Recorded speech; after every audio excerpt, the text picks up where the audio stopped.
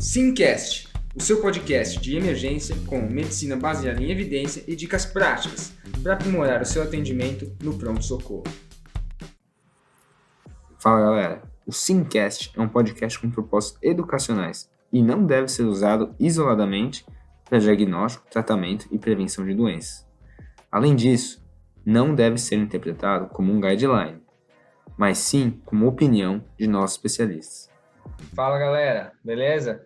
Hoje estou aqui com um dos meus professores que me ensinou muita medicina na residência, admirado por muitos residentes, inclusive por mim, e tem um currículo excepcional, que é o Paulo Lins. Então, ele é coordenador da UTI do HC de nefrologia. Ele também é médico assistente do grupo da injúria renal aguda, também no HC. Além disso, é médico diarista do pronto-socorro de clínica médica no HU da Escola Paulista de Medicina da Unifesp, médico da CTI do Hospital Vila Santa Catarina, da Sociedade de Beneficência Israelita Brasileira Albert Einstein. E para quem quiser seguir o professor, tem o Instagram dele, que é o @paulolins, e também tem o @nefronews. Beleza, professor? Beleza. Fiquei até sem graça aí com o elogio. Obrigado, Eduardo. Nada. Então, se você quiser falar um pouco do que é o Nefronews, para a galera ficar sabendo, porque eu sigo a página, eu curto. Cara, a Nefronews é um grupo de nefrologistas, é o pessoal do HC, que a gente traz ideias de revisão e de casos relacionados à nefrologia, artigos novos ou tenta trazer o que os últimos guidelines estão trazendo. São posts bem interessantes para salvar, para deixar guardado, para uso futuro, para as provas, para tudo. É uma página bem interessante, a gente curte muito, tá lá. É um grupo de vários nefrologistas que vão fazendo posts lá, e eu faço parte do grupo editorial. Boa. Para quem não sabe, o professor Paulo Lins, além de mestre da nefrologia, é um clínico geral, assim, muito acima da média. Então, o tema de hoje é nefrologia, a gente vai falar de hiponatremia. Eu sei que é um tema que mexe com a cabeça de muita gente, até eu fico confuso muitas vezes, porque é muito complexo. A gente tem um post de hiponatremia, então eu vou começar aqui a fazer uma pergunta básica para o professor, que é, você pode falar um pouquinho da fisiologia do sódio, função do sódio, como é que ele é regulado? Brevemente, professor. Então, para a gente brevemente falar do sódio, breve é difícil, né? Se falam para eu falar de sódio, eu falo horas e horas e horas e horas, fico empolgado, começo a falar, não para mais, mas você pode me cortar.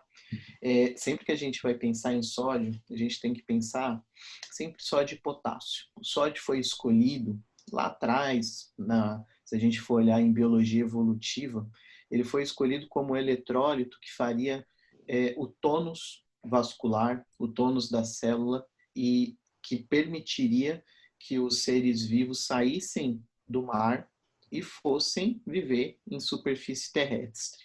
Isso é uma viagem, isso é uma pira, mas isso é importante para a gente lembrar que o sódio é o principal regulador da tonicidade, da osmolaridade do sangue. Então, sem sódio, sem utilizar do gradiente do sódio e do gradiente do potássio, não estaríamos aqui, não teríamos todas as funções orgânicas que temos. E a gente tem que lembrar, então, que sempre que a gente fala de sódio, a gente vai trabalhar um pouquinho com potássio e muito com água. Então, falar da fisiologia do sódio é falar eminentemente de como o organismo trabalha com a sua tonicidade, com a sua osmolaridade. Então, a primeira coisa que a gente tem que lembrar é que o organismo ele tem um osmostato, são os osmostatos centrais, e que eles detectam não o nível de sódio propriamente dito, mas eles detectam a osmolaridade do sangue.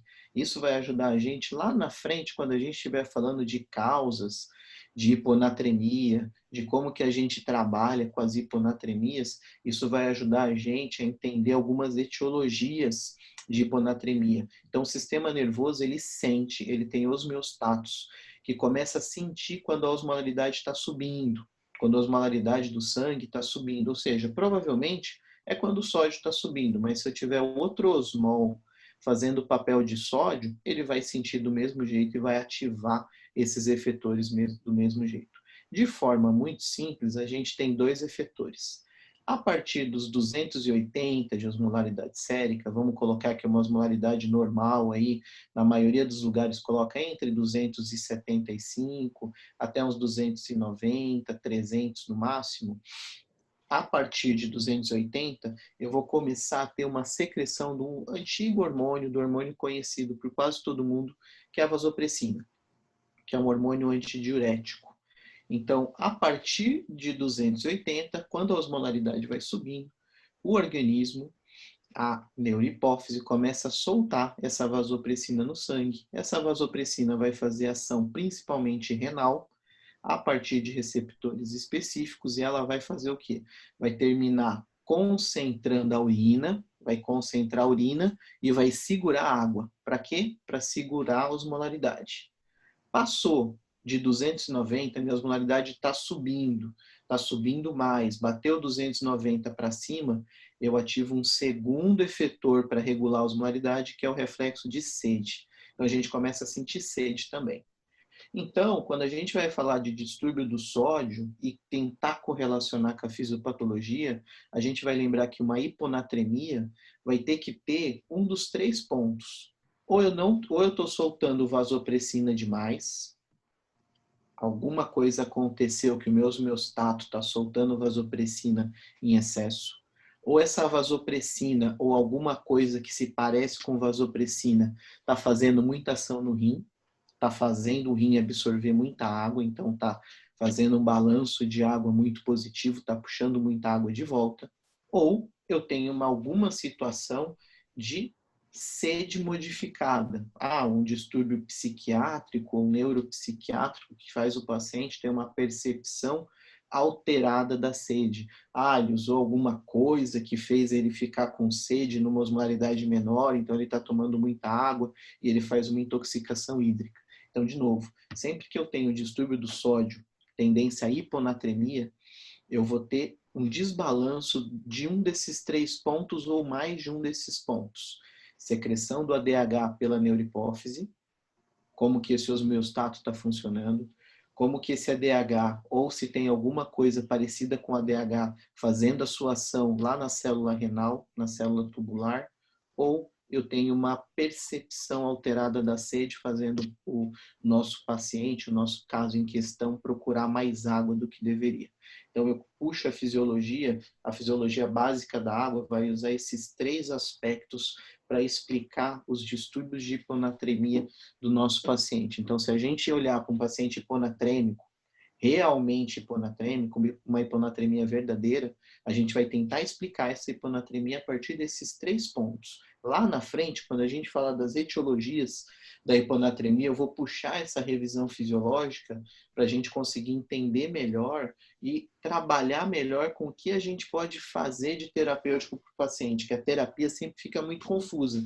Mas se a gente usa esse conceito fisiológico, fica um pouquinho mais prático, um pouco menos maçante trabalhar com hiponatremia. Nossa, muito bom, professor. Que bom que eu estou gravando, né? Então, bom, demais, achei demais essa resumida.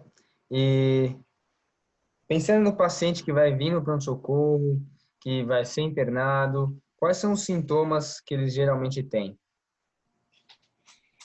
Cara, então, se a gente vai avaliar sintomas, a gente pode tirar. Sintoma de hiponatremia são sintomas eminentemente inespecíficos, né?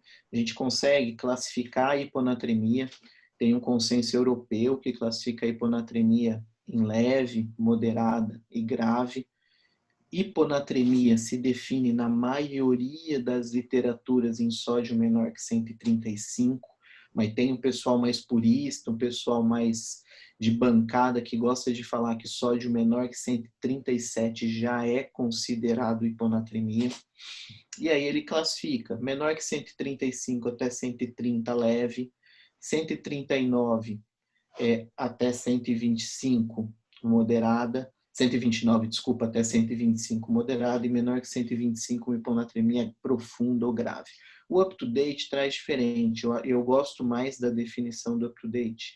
Ele coloca uma definição diferente, ele vai diferente do que a gente esperava do consenso europeu, mas de forma geral é mais prática, é mais baseada nas evidências. Então ele coloca hiponatremia leve entre 130 a 135, moderada 120 a 130, menor que 120 ele coloca de hiponatremia grave.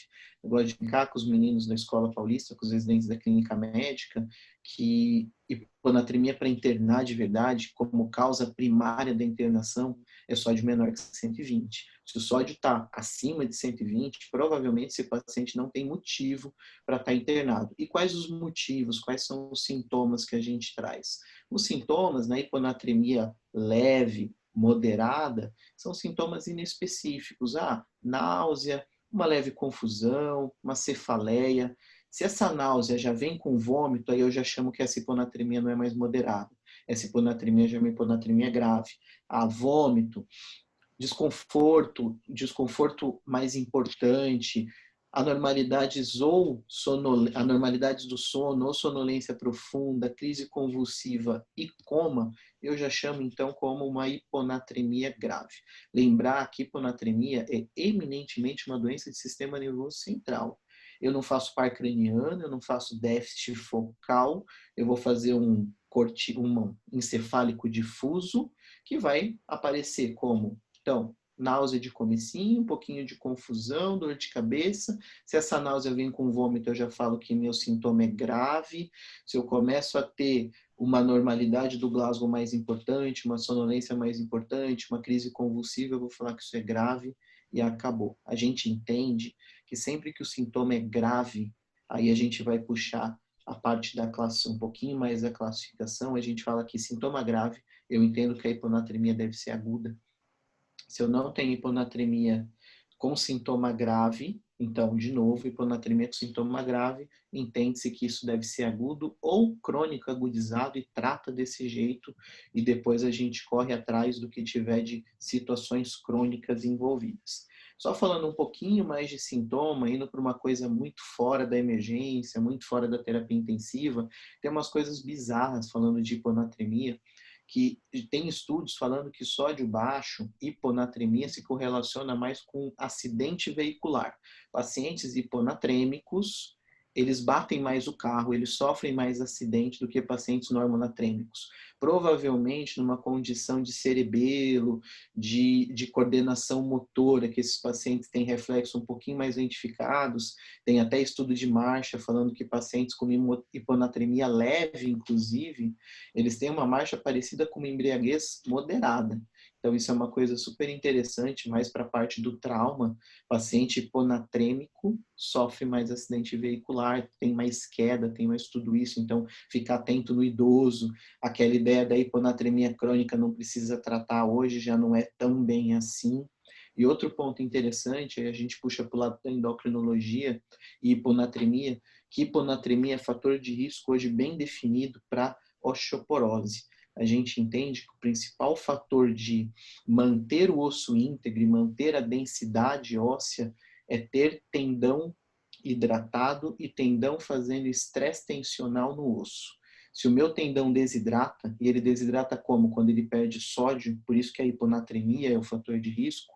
Eu tenho um glicosaminoglicano sem sódio, então ele não puxa água, ele vai ficar um tendão relativamente desidratado, apesar de estar hiponatrêmico, eu vou predispor esse osso a fazer um processo de maior reabsorção e tender a osteoporose. Então, resumindo, hiponatremia na sala de emergência, eminentemente sintomas de sistema nervoso.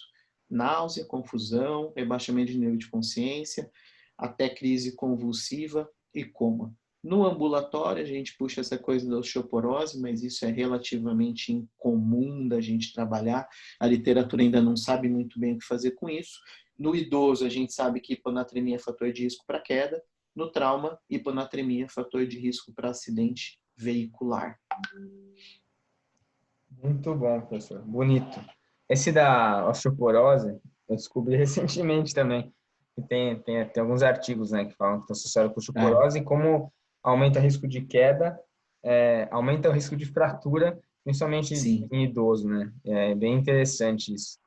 E já que você tocou no assunto, como é que a gente classifica em agudo versus crônico?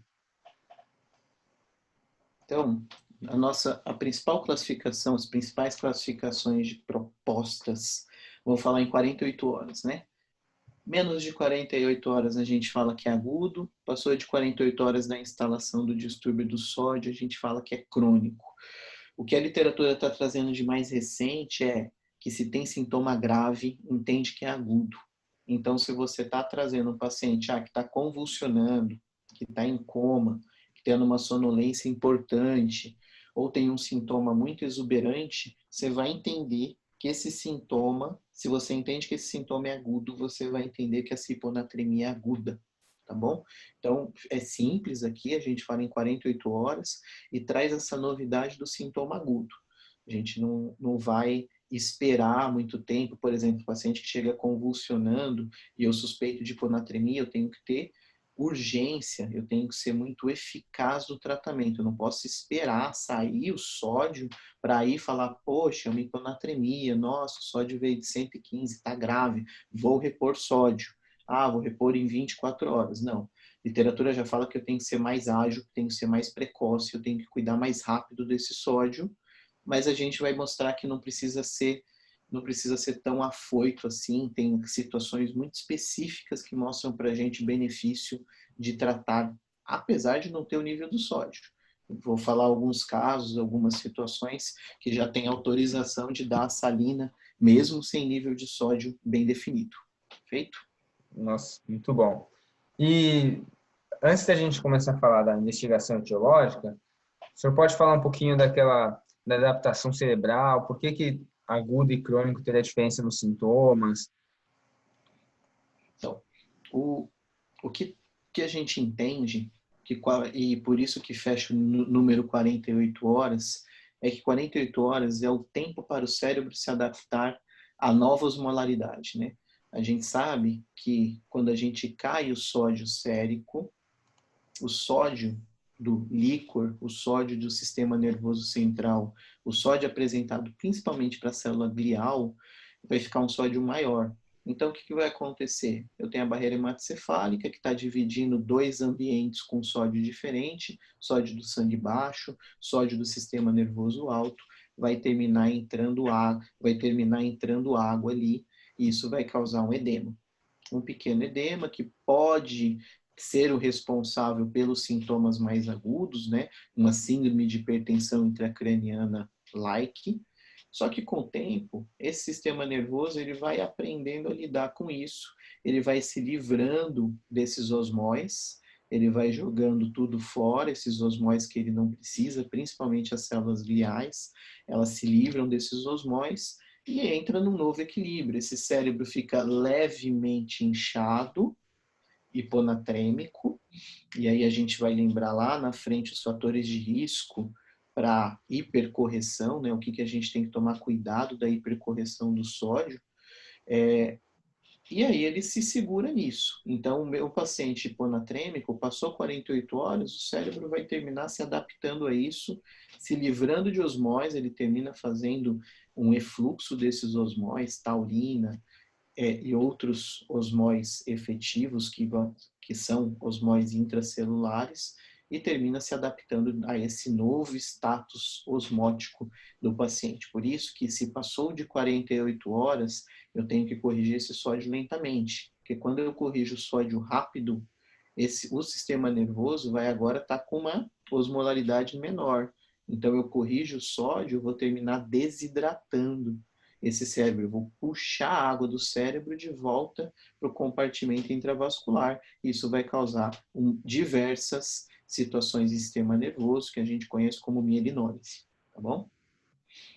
Muito bom, professor. Então, acho que agora a gente pode partir para as causas, né? Como é que seria a classificação, então, das causas de hiponatremia? E a gente vai falando também da investigação, como é que se investigaria? Então, gosto de outra brincadeira que eu faço com os meus residentes de clínica e de nefro é que, teoricamente, hiponatremia, a gente não precisa muito de história. A gente é eminentemente, paciente com hiponatremia no pronto-socorro, só com exames, praticamente, você consegue resolver. Você pode ter na história alguma coisa muito contundente que te ajude, por exemplo, uma história de vômitos, de diarreia, de abuso de diurético, eu tenho uma IC grave, mas isso muitas vezes não aparece para você de cara, você não consegue determinar. Ou o paciente chega tão grave que ele foi entubado, aí você não sabe literalmente história nenhuma. Vamos por exemplo, chegou de SAMU entubado, você colhe o sódio, vem o sódio de 115. E aí você não tem história, você não tem nada praticamente. Você acabou de entubar o paciente, está na sala de emergência, o paciente foi encontrado rebaixado em via pública, foi entubado pelo SAMU, trouxeram para o pronto-socorro e te entregaram o paciente com sódio, primeiro sódio da gasometria de 115. Então aí você vai ter que ter uma triagem de causas de hiponatremia e primeiro, antes de olhar para as causas de hiponatremia, a gente tem que excluir coisas que confundem a gente em relação ao sódio, que são as pseudo-hiponatremias ou as situações de hiponatremia não reais, que é a hiponatremia normo-osmolar e a hiponatremia hiperosmolar. Então, a hiponatremia verdadeira é a hiponatremia que eu tenho uma hipoosmolaridade. Eu tenho uma hiposmolaridade sanguínea. Se eu tiver uma situação de osmolaridade sanguínea normal ou aumentada, eu vou pensar que essa hiponatremia não é tão verdadeira assim. Então, hiponatremia hiperosmolar é alguma coisa no sangue que está aumentando a osmolaridade desse sangue e falsamente derrubando o valor do sódio. Quando a gente corrigir essa coisa alta no sangue, ou o organismo se livrar dessa situação que está afetando a osmolaridade, o sódio tende a normalizar. Então, eu vou tratar eminentemente a causa do aumento dessa osmolaridade. O exemplo mais clássico que a gente tem é as crises hiperglicêmicas. Se eu tiver uma hiperglicemia grave, a minha osmolaridade sanguínea termina subindo e o meu sódio termina caindo por uma situação de troca desse sódio para o intra e extracelular, para tentar fazer um equilíbrio osmótico e não fazer um estresse osmótico nas células. Então, numa crise hiperglicêmica, eu vou ter essa situação. Existe fórmula para a gente tentar predizer essa questão do sódio, aquela fórmula dos estados hiperglicêmicos, da cetoacidose, do estado hiperglicêmico hiperosmolar, que é aquela fórmula conhecida, eu vou variar o sódio conforme a glicemia. Tem várias fórmulas. A fórmula mais conhecida, que vai variar entre 1,8 a 2,4 de sódio para cada 100 de glicemia. Por que eu estou falando 1,8 a 2,4? Esse número ele varia conforme o nível de glicemia. Quanto maior a glicemia, mais perto de 2,4 tem que ser o meu fator de correção. Então, a gente pode começar até 1,8, 1,6 e chegar até 2,4. Então, uma glicemia entre 100 a 500, eu vou ficar ali perto de 1,8. Uma glicemia que passou de 1.000, eu vou ter que ter um fator de correção mais alto, eu vou ter que ter um fator de correção de 2,4. Não tem nenhum guideline que recomenda um número ou outro. Ele só fala isso, tem que tomar cuidado para a correção do sódio pela glicemia, por causa dessa situação que as curvas de correção não são lineares, né? Então tem que tomar cuidado, mas é um negócio muito específico. Você vai tratar a hiperglicemia, você vai hidratar seu paciente, você vai começar a infusão de potássio se ele tiver normo ou hipocalêmico, conforme o protocolo de cetoacidose ou estado hiperosmolar, vai começar a insulina, vai corrigir a glicemia e o sódio provavelmente vai corrigir consequentemente a isso. Outras situações que eu tenho hiponatremia hiperosmolar é as situações de diuréticos osmóticos, né? O manitol é um dos principais diuréticos osmóticos que vai causar essa situação, que também é a mesma coisa. Passou um tempo, passou a meia-vida do manitol, o manitol sumiu, acabou. Então, de hiponatremia hiperosmolar, a gente vai lembrar dessas duas principais causas. São raras e não mexe em nada de sódio, não é, os sintomas são eminentemente da alteração da osmolaridade do sangue. Quando a gente fala de hiponatremia isoosmolar, ou seja, uma hiponatremia que eu tenho a osmolaridade do sangue normal, eu vou tentar pensar em causas que estão falseando a leitura do meu sódio no eletrodo. O que é isso? Quando a gente vai aferir o valor de sódio, eu colho sangue no tubo seco, eu vou fazer um centrifugado desse sobrenadante e eu vou mandar isso para aferição do sódio. A gente sabe que esse sobrenadante, ou o sódio sérico, ele vai ser uma mistura de água, sódio, proteínas e lipídios. A máquina, o leitor, ele faz uma regra de 3. Por que uma regra de 3? Porque como tem uma proporção de sódio mais água e uma proporção de proteína mais lipídio, ele vai medir só o sódio de onde tem água. O da proteína e do lipídio, ele não mede. Então, ele tem que fazer uma regra de 3 para corrigir essa desproporção. Então, a regra de 3 que ele faz, ele entende que 7% do conteúdo plasmático, do conteúdo do soro, é de proteína e lipídio. E aí ele vai fazer uma regra de 3. 93%, né, que é 100 menos 7, tá para o sódio que eu aferido na máquina, 100% tá para X, esse X é o sódio que ele vai dar no resultado. Então, se eu tiver uma situação de lipídio muito alto no sangue, ou de proteína muito alta no sangue, o sódio sérico, o sódio que eu peço de tubo seco, o sódio normal que a gente coleta, vai vir inapropriadamente baixo. Como que é isso? Qual que é o número mágico? A gente sabe que de triglicerídeo, de lipídio, eu tenho que ter pelo menos 1.000 a 2.000 de triglicerídeo para bater o sódio para baixo, para ter uma repercussão de hiponatremia e eu me preocupar com esse valor de sódio. Então, é uma trigliceridemia que eu vou terminar reconhecendo de outra maneira, que eu vou terminar achando de outra maneira.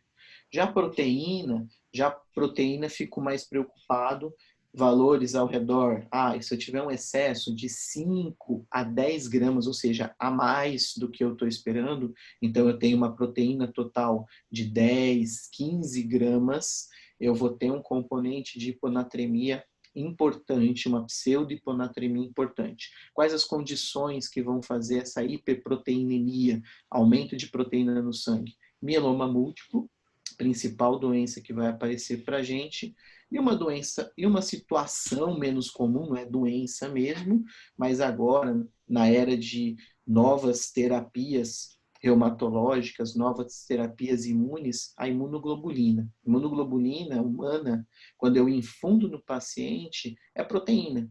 E essa proteína vai terminar tendo efeito colateral derrubar a medida do sódio sérico. Então, as pseudohiponatremias, secundária hiperlipidemia e secundária hiperproteinemia são condições que a gente vai só observar. Eu não vou ter nenhuma conduta específica.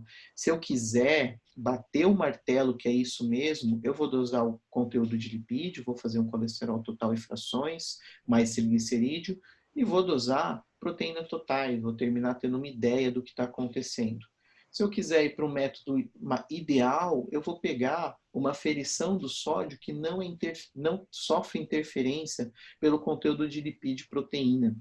Os gasômetros, como ele tem uma metodologia de dosagem do sódio direta, que é de sangue total, ou seja, é um sangue que ele não faz essas regras todas, ele pode ter menos interferência, mas você tem que checar no laboratório qual que é o gasômetro.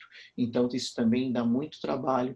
A gente termina entendendo que isso está tranquilo, que são distúrbios do sódio relativamente inócuos para o nosso paciente. Então, só sobra, a gente falou de hiponatremia hipertônica, hiponatremia normotônica, né, ou a pseudo-hiponatremia, e aí sobra hiponatremia real, que agora, sempre que eu falar de hiponatremia, a gente vai entender que é hiponatremia hipotônica, ou seja, a tonicidade do sangue, a osmolaridade do sangue é baixa. Pelo menos, vamos colocar aí um número mágico, menor que 275, menor que 280, para eu falar que essa hiponatremia é uma hiponatremia hipotônica real. 275 é o melhor número da literatura.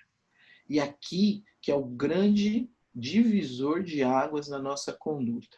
Vamos pôr aquele exemplo do paciente encontrado em via pública, rebaixado, ele foi entubado, trazido para o nosso serviço de emergência e não tenho história nenhuma desse paciente, só tem uma dosagem de sódio que veio de 115. Esse paciente, eu vou ter um divisor de águas agora na vida dele. Porque o primeiro exame que eu tenho que ter num paciente com hiponatremia hipotônica, depois de excluído as pseudos hiponatremias, é a dosagem da osmolaridade urinária. Se eu tiver uma osmolaridade urinária baixa, ou seja, menor que 100, menor que 200, menor que 100 é o melhor número para lembrar, eu só tenho um diagnóstico possível para esse paciente. Então, de novo, se o meu paciente chega hiponatrêmico, bem hiponatrêmico, uma hiponatremia hipotônica, o primeiro exame que eu vou tentar coletar desse paciente é a osmolaridade urinária, ou pelo menos dar uma olhada na urina 1 dele. Se a osmolaridade urinária vem baixa ou uma densidade vem bem baixinha, então eu tenho uma situação meio estranha. O que é essa situação estranha? Eu estou com um paciente hiponatrêmico, ou seja, o sódio dele está baixo, ele tem um excesso de água corporal provável, só que ele não está, a urina dele também está jogando só água fora. Poxa, que estranho. Ele está numa situação de hiponatremia, ele está hipotônico e a urina dele está jogando só água fora. Alguma coisa está errada. O que é essa coisa errada? Essa coisa errada é que ele está ingerindo água demais. Então a urina está tentando compensar esse excesso de ingesta e termina não conseguindo, aí baixa o sódio. Então, encerrando esse ponto da osmolaridade urinária. Primeiro exame na hiponatremia hipotônica é a osmolaridade urinária. Se ela vier menor que 100, menor que 200, o único diagnóstico possível são os distúrbios psiquiátricos, a polidípsia primária, ou a potomania, ou uma anorexia nervosa, que o paciente não come nada, ele não faz nenhuma dieta osmolar, então ele não tem osmol para jogar fora, ele só joga água fora. Tem a tal da dieta tea and toast, né, que é a dieta de chá e bolacha, que é um paciente que só come isso, e como chá e bolacha não tem quase nada de sódio, ele vai fazer uma hiponatremia porque ele só está tomando água. E as polidípsias primárias, que é o distúrbio mais comum da nossa prática clínica quando a gente tem a osmolaridade urinária muito baixa, que é o paciente que toma 8, 10, 15 litros de água. Passou de 8 litros de água por dia, dificilmente o organismo consegue dar conta de jogar todo esse excesso de água fora e vai ter uma tendência à hiponatremia. Só se esse paciente come uma dieta muito osmolar para fazer um equilíbrio. Então, de novo, meu paciente chegou rebaixado, entubado, sódio baixo, primeiro exame que eu tenho que ter dele, osmolaridade urinária. Se vier menor que 100, menor que 200, deve ser distúrbio psiquiátrico, ele está tendo excesso de entrada de água de algum jeito. Se eu não tenho osmolaridade urinária no meu hospital, eu vou pedir pelo menos uma urina 1, um exame qualitativo de urina, e vou usar a densidade urinária para ter uma ideia. Densidade urinária muito baixa, menor que 1,005, esse paciente provavelmente tem um distúrbio psiquiátrico relacionado. Eu vou tomar muito cuidado no manejo desse paciente, eu já vou chegar no ponto de qual que é o cuidado que a gente tem que tomar. Seguindo para o outro lado, se esse paciente vem com uma osmolaridade maior que 200, uma osmolaridade urinária alta, ou apropriadamente alta, aí sim eu vou lançar mão de outros exames. E principal exame é examinar o volume do líquido extracelular, que é o quê? Avaliar a volemia do meu paciente. Eu posso usar exame físico, eu posso usar anamnese, eu posso, nesse exame físico, olhar, ele tem jugular ingurgitada, ele tem reflexo hepatojugular, eu consigo auscultar uma B3, eu consigo ver edema periférico, eu noto o turgor de pele, eu noto o turgor de mucosas, eu vejo se ele produz lágrima ou não, para avaliar a desidratação, que é o outro lado, né? Eu posso usar ultrassom à beira-leito, eu posso usar ultrassom, olhar a cava do meu paciente, ver qual que é o tamanho dessa cava e sua variabilidade. Posso fazer um ultrassom de pulmão, ver se ele tem linha B, para pensar se ele está congesto ou não. E Posso usar mais exames? Posso ir para um BNP. Um BNP estourado vai trazer uma predição de que meu paciente deva estar no estado hipervolêmico. Então, são vários exames que me ajudam a estratificar a volemia do meu paciente. Se ele tem uma história de náusea, de vômito, de diarreia, ele também tem uso excessivo de diurético, ou tem alguma coisa que me jogue ele muito para o lado do hipovolêmico, eu vou chamar isso como uma hiponatremia hipovolêmica, tá? Para provas de vida, prova de acesso direto, prova de R3, prova de concurso. Um concurso nunca vai te dar dúvida numa questão de sódio sobre a volemia do seu paciente. Ele sempre vai trazer uma volemia muito clara. Se ele fala que o paciente tinha mucosas desidratadas, se ele não tinha jugular engurgitada, se ele está te julgando que esse paciente deve ter uma hiponatremia hipovolêmica. Se ele fala, não, a jugular do paciente estava engurgitada, ele tinha B3, ele tinha creptor, excetor creptante, ele tinha linha B no ultrassom, a cava dele batia 3 centímetros de cava e não variava nada, está aumentado. Então, a prova nunca vai te dar dúvida. O que te dá dúvida é na vida real. Quando esse paciente chega na sala de emergência, é muito difícil você bater o martelo se ele está hipovolêmico, hipervolêmico ou o grande pepino da nossa vida como nefrologista e como cardio, como intensivista, que são as 3 especialidades que trabalham muito com volemia, né? Vão falar, esse paciente está euvolêmico. Eu acho que uma das coisas mais estranhas que a gente pode escrever é manter euvolemia. Uma das coisas mais difíceis de se avaliar é falar que o paciente está euvolêmico. Então, isso é muito difícil. Então, o que a gente vai fazer na prática? A gente vai tentar jogar o paciente num grupo e tentar conduzi-lo desse jeito. Então, de novo, só revisando, hiponatremia hipotônica, primeiro ponto, osmolaridade urinária, se vem baixa, distúrbio psiquiátrico, acabou por aí, polidípsia.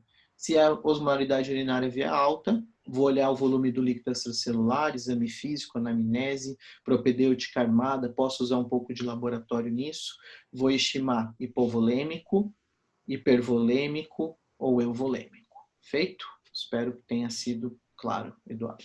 Não, pô, mais claro que isso é impossível, né? Até deixei o senhor falar, porque se eu interromper alguma coisa, atrapalha o raciocínio, foi extremamente claro. E tem até um estudo que eu li outro dia, acho que é de 1987, que ele pegou acho que foi uns 50 pacientes, pegou os melhores nefros dos Estados Unidos, e eles não era nem muito hipovolêmico, nem muito hipervolêmico, né? Porque aí é fácil saber, mas era aqueles que ninguém sabia direito como estava, e mandaram eles avaliar os pacientes, né?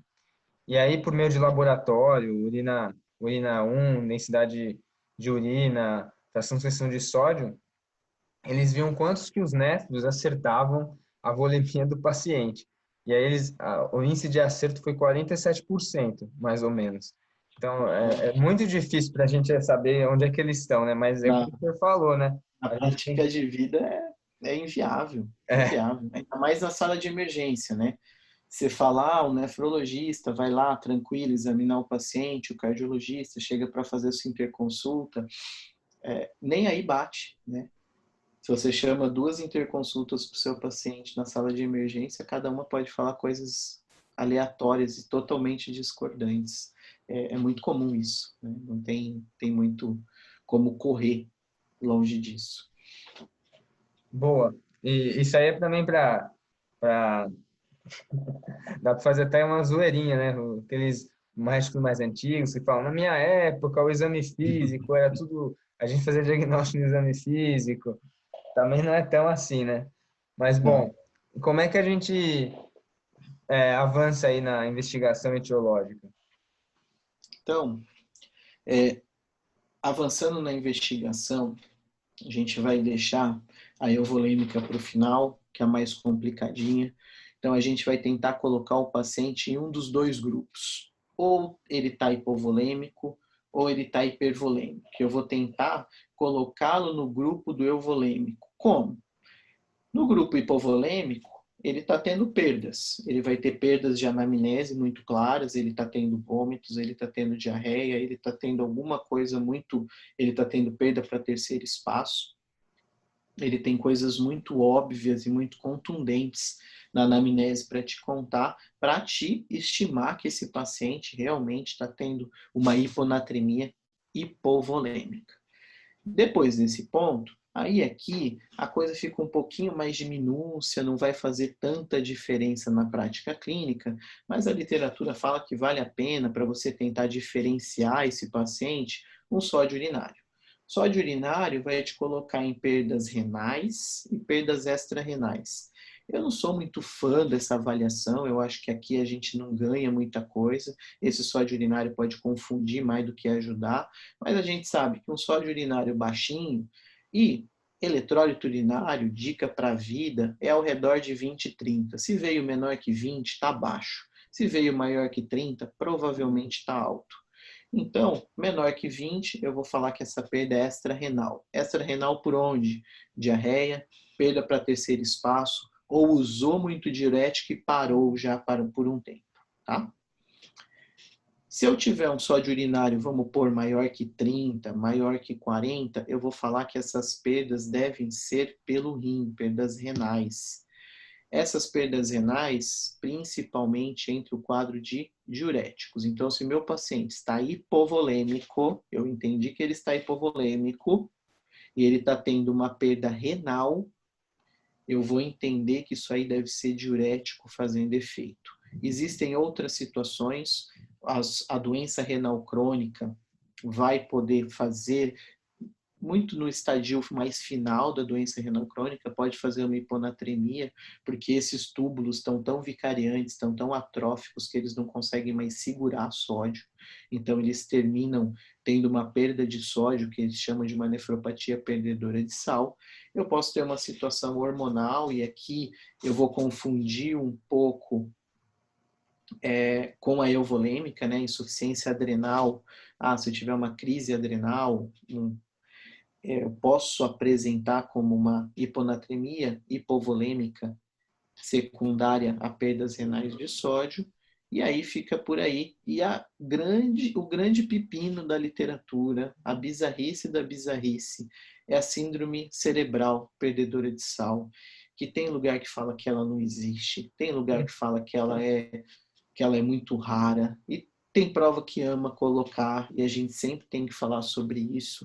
Eu vi pouquíssimas síndromes cerebrais perdedoras de sais fechadas, e a gente sempre tem dúvida se é isso mesmo ou não, mas é uma das causas de hiponatremia hipotônica com sódio urinário. Aí não é aumentado, aí é muito aumentado.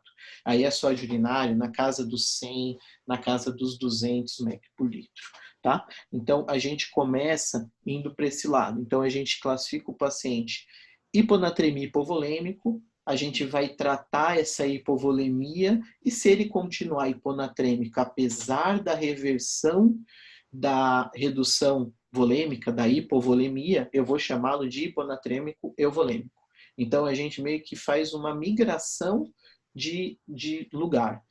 Chegou o hiponatrêmico hipovolêmico, eu dou soro, eu dou volume para esse paciente até volemizá-lo. Se ele corrigir o sódio, acabou. Era uma hiponatremia hipovolêmica isolada. Se ele não corrigir o sódio, eu vou continuar na minha investigação, porque ele deve ter alguma coisa perpetuando essa hiponatremia, e a gente vai abrir as causas lá na frente.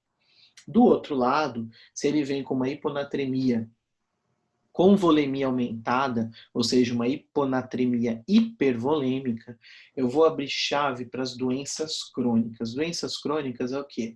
Uma insuficiência cardíaca crônica, provavelmente descompensada, uma síndrome nefrótica, ou uma doença hepática muito avançada, mas que já chegou a cirrotizar, e tem lugar que coloca também uma doença renal crônica avançada. E aqui o meu problema não é em segurar sódio, é segurar, ele termina perdendo sódio, ele segura muita água, esse rim, e termina fazendo uma congestão nesse problema. Então, doença renal estadio terminal, nefropatias estadio terminal pode ir para os dois lados, pode fazer tanto uma hiponatremia hipovolêmica quanto uma hiponatremia hipervolêmica. Isso confunde muita gente, isso aí dá muito trabalho para a gente esclarecer, mas isso depende muito dos eletrólitos urinários, que a gente lá para frente fala um pouquinho de eletrólito urinário e termina esclarecendo. Então, hiponatremia hipervolêmica, a gente vai pensar em eminentemente quatro causas: cirrose, insuficiência cardíaca, nefrótica e doença renal. Show? O que a gente vai fazer nesses pacientes? Vai tratar a descompensação da doença de base. A cirrose, eu vou compensar a cirrose. A insuficiência cardíaca, eu vou dar vasodilatador e vou dar diurético. A nefrótica, eu vou compensar essa nefrótica, eu vou dar corticoide, vou dar IECA, eu vou fazer a medida cabível para a síndrome nefrótica. A doença renal crônica avançada, eu vou tentar segurar a progressão da doença de alguma maneira, ou até chegar no finalmente da diálise, da terapia renal substitutiva.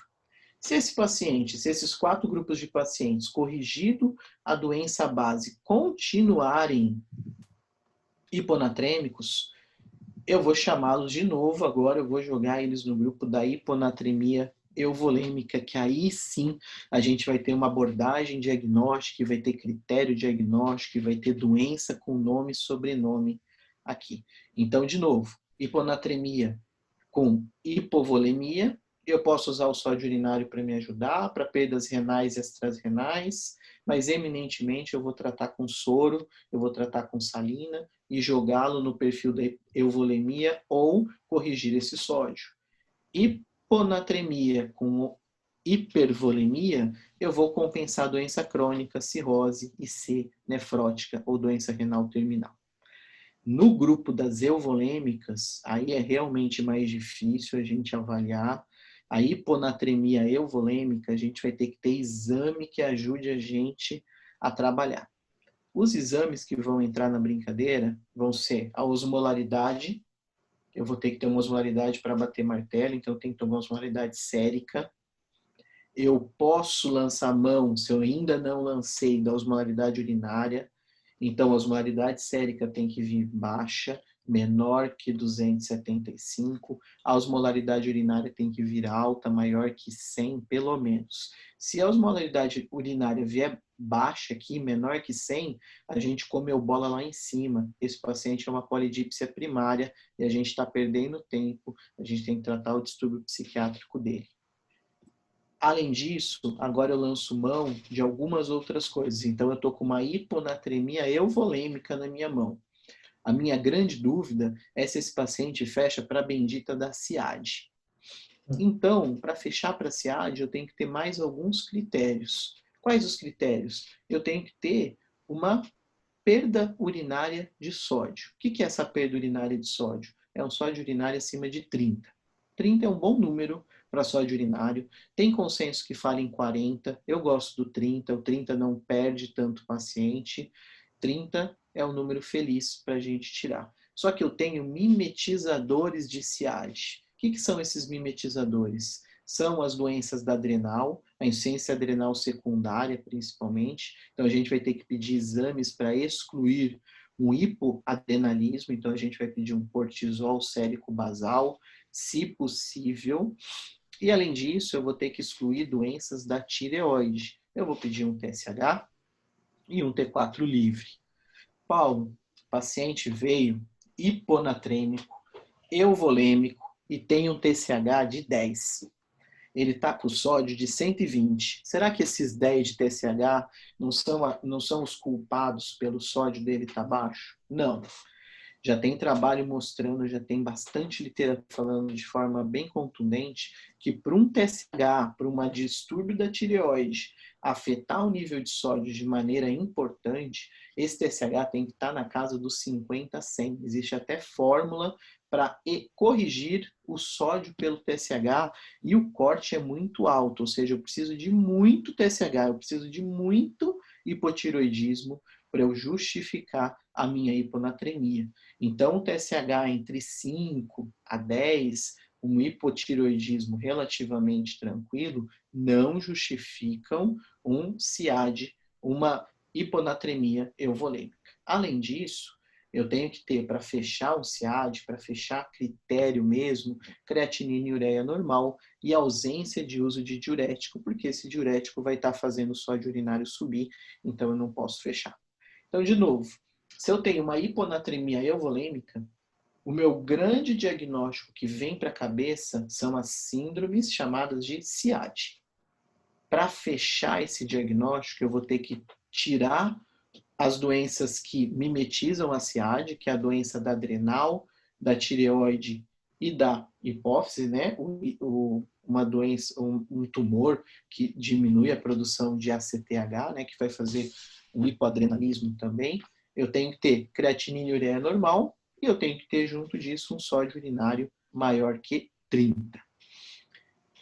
Se eu tiver tudo isso, então, de novo, critérios essenciais da SIAD: osmolaridade efetiva menor que 275, osmolaridade urinária maior que 100, meu paciente tem que estar euvolêmico, meu sódio urinário tem que estar maior que 30, eu não posso ter doença da adrenal nem da tireoide, creatinina e ureia normal, ausência de uso de diuréticos. Eu vou chamar ele de SIAD. SIAD antigamente chamava de síndrome da secreção inapropriada do ADH. Esse nome mudou. Continua escrevendo SIAD, só que agora a gente lê como síndrome da antidiurese inapropriada. Poxa, que sacanagem, nefrologista adora sacanear. Por que mudaram esse nome? Mudaram por causa da fisiologia. Lembra que eu falei que distúrbios de hiponatremia têm 3 pilares: ou a neurihipófise está entendendo errado a osmolaridade e soltando ADH demais, ou o rim está recebendo um estímulo de ADH ou de molécula parecida com ADH e segurando muita água, ou eu tenho um distúrbio da sede. Como a gente sabe, SIAD, síndrome da antidiurese inapropriada, não é só secreção de ADH. Eu tenho situações clínicas, outras que a gente já vai ver, que fazem peptídeos parecidos com ADH, ou até uma situação que o rim está hiperativado e termina fazendo uma ação de hiperativação dos receptores do ADH, mesmo com o ADH zerado no sangue. Então, ele muda o nome para se enquadrar melhor no espectro da doença. O nome síndrome da antidiurese inapropriada é mais adequado, porque quando eu falo de síndrome de secreção inapropriada, eu entendo que o meu DH no sangue está alto. Só que quando foram olhar as cortes de paciente, viram que nem todos tinham ADH alto. Por isso, eles normatizam o nome para SIAD, continua a mesma sigla, só que agora a gente lê como síndrome da antidiurese inapropriada. Falando mais um pouquinho dos critérios diagnósticos, tem muita gente que gosta de falar disso, que ainda usa esses critérios. Eu não gosto de usar, eu acho que confunde, eu acho que cria anticorpo e cria, num assunto tão difícil que é distúrbio do sódio, você começar a falar dessas outras coisas só cria mais confusão. Então é o seguinte, eu vou falar dos critérios acessórios, se vocês quiserem dar um pause no banheiro, fazer alguma coisa, vai.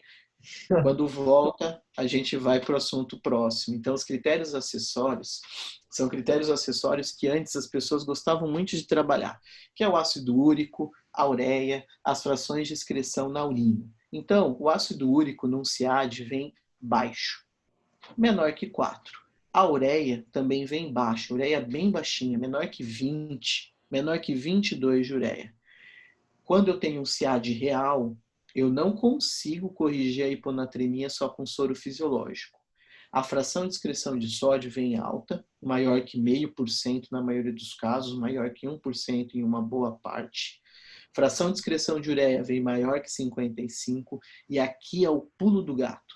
A fração de ácido úrico vem aumentada, a fração de excreção de ácido úrico vem aumentada, maior que 12%.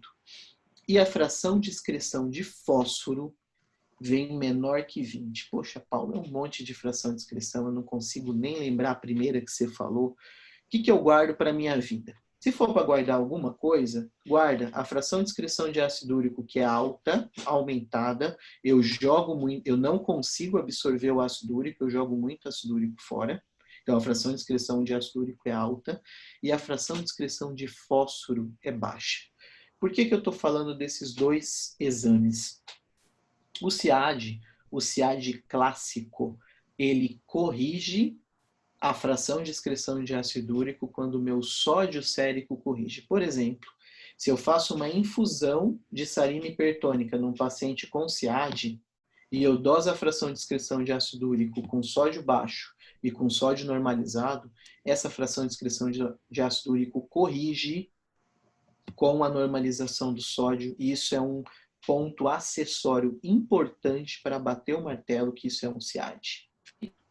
Para isso que serve a fração de excreção de ácido úrico. Se ela não corrigir com a normalização do sódio, provavelmente não é um SIAD que a gente está tratando, é outro distúrbio. E a fração de excreção de fósforo é o mais importante deles, dos critérios acessórios, mas vocês ainda podem estar no banheiro, porque isso não é tão importante assim, porque ela é o único preditor de diferenciação entre síndrome cerebral perdedora de sal e SIAD. Porque às vezes a prova te sacaneia. A prova te sacaneia do seguinte motivo. Ela fala que o paciente não conseguiu aferir a volemia. A volemia dele é duvidosa. Porque a gente lembra, síndrome cerebral perdedora de sal tem hipovolemia clara.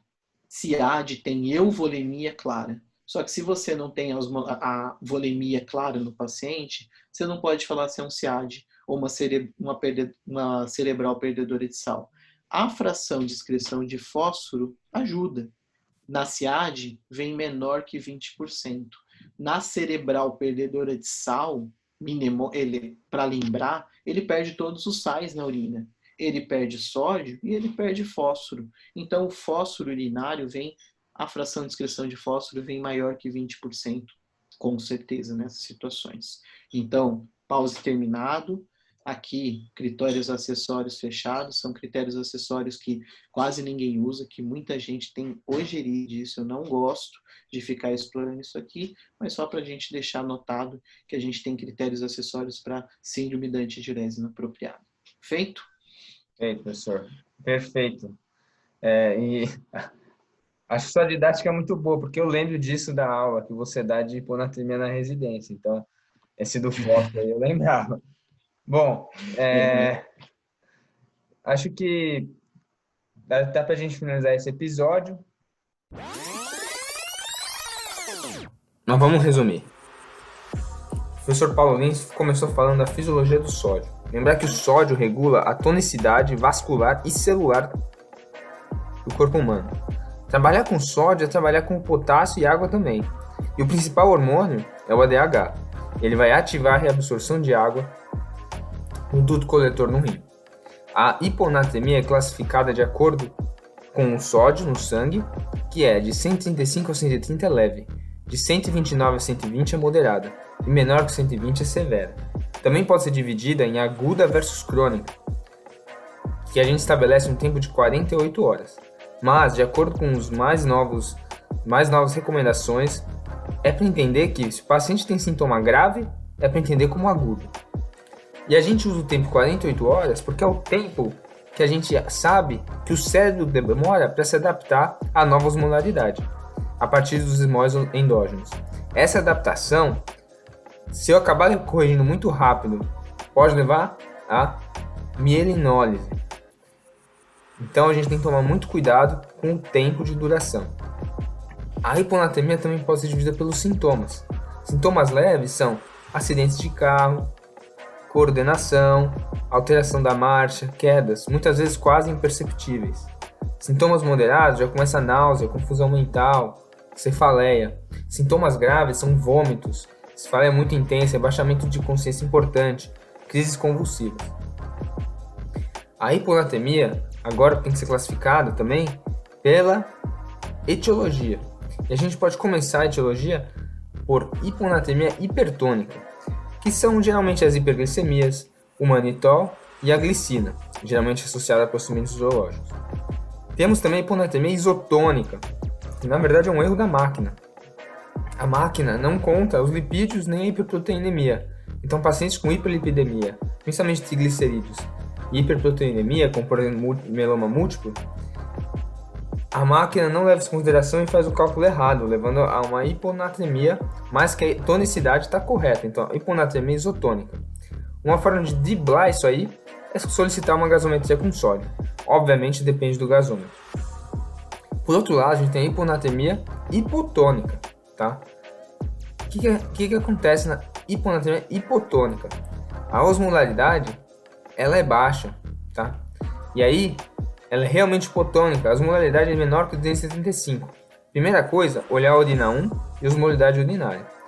A urina 1 vai vir diluída, né? Menor que 1.010, 1.05, e a osmolaridade baixa. A urina vai estar diluída, ou seja, menor que 100. Isso significa que o paciente está bebendo água demais, seja cerveja, seja chá e torrada, seja polidipsia primária. Agora, a osmolaridade está alta, vamos avaliar a volemia do paciente. Lembrar que isso é muito difícil, tá? Se não der para avaliar, se não tiver no extremo, joga num dos grupos e trata considerando esse grupo. Lógico, sempre prestando atenção no sódio. Se der errado, você vai para outro grupo. Mas se você conseguir ver que o paciente está hipovolêmico, pede o sódio urinário. Se for abaixo de 20, a perda é extra-renal, porque o rim está funcionando, o rim está retendo sódio. Se for maior que 40, são perdas renais, geralmente diurético, mas pode ser até doença renal crônica, uma coisa chamada nefropatia perdedora de sal. A exceção disso tudo é a síndrome cerebral perdedora de sal, que é o sódio urinário vem muito alto, certo? Agora vamos supor que o paciente está hipervolêmico. Aí é mais fácil, né? É síndrome nefrótica, é cirrose, é IC e até doença renal. Agora, euvolemia tem algumas outras causas. CIAD, hipotireoidismo, insuficiência adrenal. E CIAD lembra sempre das medicações e na lista de medicação do paciente. Agora a gente pode respirar.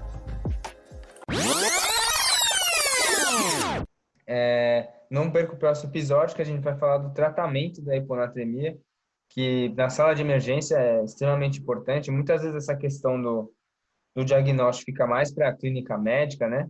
Mas muitas vezes o pessoal da emergência tem que começar a já pensar na diferença, nos diferenciais. E então, para quem não segue o professor, @nefronews ou @paulolins, certo? Certo. Obrigado. Então, até a próxima. No próximo episódio aí a gente encerra sódio. Fala, galera. Antes de começar o podcast, quero apresentar para vocês o curso de emergência da SIM, nosso curso prático, tá? Ele ocorre uma vez por mês e nele a gente faz simulações realísticas com um manequim chamado SimMan, que faz tudo. E lá vocês tocam parada cardíaca, vocês intubam, vocês manejam AVC, infarto, né? Tudo discutido com os melhores preceptores que tem. Então, não perca essa oportunidade. Segue no nosso site, se inscreve e segue o podcast, beleza? Abraço!